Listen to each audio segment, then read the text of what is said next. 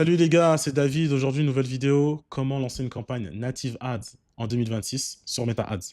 Pourquoi le format Native Ads fonctionne beaucoup en ce moment? C'est parce qu'il est vraiment hyper natif. Il ressemble à un post lambda du fil d'actualité de vos parents de plus de 35 ans. C'est vraiment un format qui ressemble aux anciens journaux. Il y a entre 1200 et 1600 mots. Les personnes, elles lisent l'intégralité de l'histoire. Ensuite, elles cliquent sur le call to action, rediriger directement vers un listicle ou vers un advertorial ou directement vers la page produit. Je vous recommande de les rediriger vers un listicle ou vers un advertorial. Pourquoi? Parce que ça va permettre de réchauffer le prospect, ça va permettre de l'éduquer et ensuite, vous allez voir votre taux de conversion qui va drastiquement augmenter. Vraiment, ça fonctionne dans toutes les niches. Je l'ai testé dans le fashion, j'ai testé dans la beauté, j'ai testé dans la santé. Ça cartonne. OK? Donc là, je vais vous montrer les spécificités à faire sur la campagne Meta Ads parce que Meta, en ce moment, ils ajoutent des recommandations et ça détruit votre format natif. Vous expliquez comment fonctionnent les différentes stratégies sur Meta, que ce soit volume élevé, maximiser, conversion, cost cap, bit cap et ROAS cible. Et le but, c'est qu'à la fin de la vidéo, vous sachiez correctement lancer une campagne native ads. OK? Donc moi, j'utilise uniquement la CBO. On se retrouve sur mon business manager. On va cliquer sur créer. On va aller super vite parce que c'est super simple, hein. Nous, ce qu'on veut, c'est des ventes. Donc, on va cliquer sur continuer. Le nom de la campagne, on va le laisser comme il est. On va désactiver le catalogue Avantage Plus. On va laisser le budget au niveau de la campagne. Ensuite, on a la stratégie d'enchère. Il y a 4 types de stratégies d'enchère. Il y a le volume plus élevé ou valeur la plus élevée.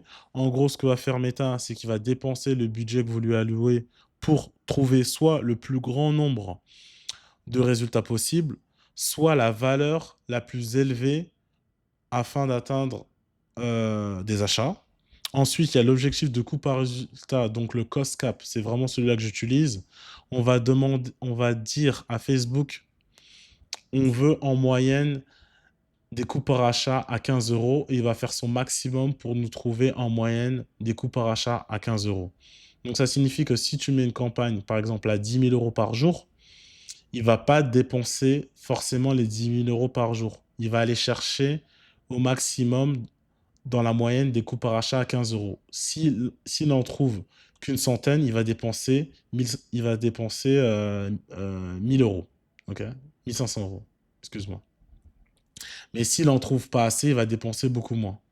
Donc, c'est vraiment une très bonne stratégie parce que Facebook, l'algorithme de Facebook, il est capable d'aller trouver les clients avec un coût par achat aux alentours de 15 euros.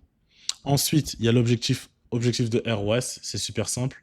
On va donner un budget à Meta et il va aller chercher des ventes pour le ROAS qu'on définit. Et enfin, le dernier, c'est autre enchère, c'est limite d'enchère, ce qu'on appelle bid cap. On va lui dire au maximum, je veux 15 euros par achat et il ne va pas dépasser les 15 euros. S'il ne trouve pas des achats en dessous de 15 euros, il ne va pas dépenser l'argent. Donc, avec cette stratégie-là de cost cap ou de bid cap, on peut mieux piloter sa croissance et en fait, on n'a plus besoin de se prendre la tête à augmenter le budget, baisser le budget de plus 20%. En fait, tout se joue au niveau des créatives. OK? C'est vraiment ce type de campagne-là que je recommande. OK? Ensuite, là, on va rester en volume le plus élevé, on va rester super classique, on va cliquer sur suivant. Au niveau de l'asset, vous installez votre pixel, vous choisissez conversion achat comme d'hab, hein. Il n'y a rien qui change. OK? On va aller, on va cliquer sur suivant, on va aller au niveau de la publicité. Et là, au niveau de la publicité, vous allez choisir votre page Facebook. En ce moment, ce qui fonctionne très bien, c'est d'utiliser du whitelisting. Donc, en gros, vous allez créer une page, soit d'un docteur pour avoir une preuve d'autorité, soit un magazine, soit un prospect. Donc, ça cartonne vraiment. Pour du top of funnel, pour du bottom of funnel, je recommande plutôt d'utiliser votre page de marque. OK? Donc ça, on le laisse comme tel. On reste en créer une publicité, on reste en importation manuelle. On va choisir image et vidéo. Par contre, on va désactiver le multi-annonceur parce qu'on ne veut pas que notre publicité soit affichée parmi les 4 publicités que Meta peut nous proposer quand vous êtes sur Facebook ou quand vous êtes sur Instagram. On veut vraiment que le post il soit natif. OK? Donc on désactive le multi-annonceur. On va mettre l'URL du site web. Mais ça, je ne vais pas le mettre, ça sert à rien. On va cliquer sur configurer le contenu publicitaire. On va cliquer sur publicité image. Ensuite, ici, dans les extensions, on va bien regarder que toutes les extensions soient bien désactivées. Donc, l'extension de promotion désactivée, l'extension d'image de marque désactivée, l'extension de lien vers site web désactivée et l'extension de catalogue désactivée. On veut vraiment que le post soit le plus natif possible. On veut désactiver absolument tout. Ensuite, on va dans le contenu multimédia. Là, j'ai choisi cette image-là de chien, donc on va cliquer sur suivant. On va regarder, on va rogner les images pour qu'elles apparaissent de manière propre. Donc là, l'image du chien qui bave, elle est top. Là, en 9/16e, on voit que l'image, elle n'est pas assez grande. Donc on va la mettre en 9/16e, on va la décaler légèrement vers la droite pour qu'on puisse voir la bave. Et pareil, en horizontal, on va le décaler pour qu'on puisse voir la bave. Ça, c'est une très bonne image candide pour un produit pour les chiens, par exemple. Ça peut être des croquettes, ça peut être un complément alimentaire pour les chiens. C'est une très bonne image candide. Ensuite, le texte principal.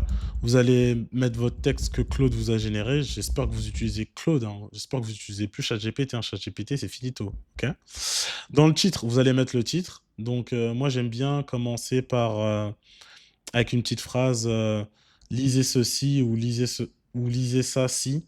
OK. En description, vous allez rien mettre. Et en call to action, ça dépend. Vous pouvez laisser acheter, vous pouvez mettre en savoir plus. Ça dépend de vous. Donc là, on va cliquer sur suivant. Ensuite, là, il va vous proposer de générer d'autres images.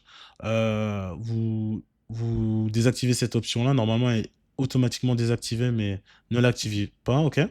Ensuite, là, il y a toutes les améliorations Avantage Plus. Donc, il faut absolument toutes les désactiver. Donc, afficher résumé, c'est désactivé. Là, absolument, tout est désactivé. Tout est désactivé. Non. Vous voyez, là, il y a l'Avantage Plus. Ils veulent ajouter de la musique sur notre image. Moi, je ne veux pas de musique. C'est une image native. Elle est sur le fil. Il n'y a pas de musique. Contenu multimédia, on le désactive. Et ensuite, on clique sur terminer. OK? Donc là, on se dit... La campagne, elle est quasiment finie. Il manque juste d'ajouter les items. Donc, on va aller en bas.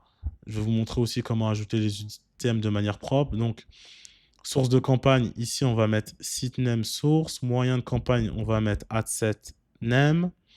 Campagne, on va mettre campagne name. Et contenu, on va mettre add name. OK? On clique sur appliquer.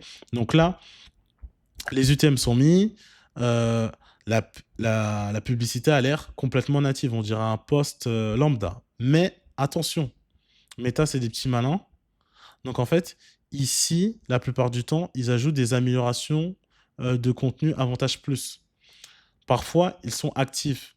Donc là, on a de la chance, ils sont à 0/12. Mais la plupart du temps, quand vous allez lancer sur votre compte publicitaire, il y aura écrit 3/12, alors que vous avez tout désactivé. Donc, ce que vous allez faire, c'est que vous allez cliquer sur essayer. Et ensuite, vous allez scroller. Et là, ce qu'on peut voir, c'est quoi? C'est que les commentaires pertinents, ils sont activés. Donc, moi, je les désactive. OK, je les désactive. Et je désactive tout le reste. Donc, l'amélioration du CTA, l'amélioration de la luminosité, dévoiler le détail, afficher le contenu et les résumés. Tout ça, là, il faut le désactiver. On clique sur enregistrer. Et enfin, vous pouvez publier votre campagne en Native Ads et faire un tas de fric. Donc voilà, comment lancer une campagne Native Ads sur Meta Ads en 2026. On se retrouve demain pour une nouvelle vidéo. Et si vous voulez du coaching one-one, il y a mon lien en bio où je vous apprends toutes mes stratégies pour scaler sur Meta Ads et enfin avoir une marque pérenne et rentable. À demain pour une nouvelle vidéo.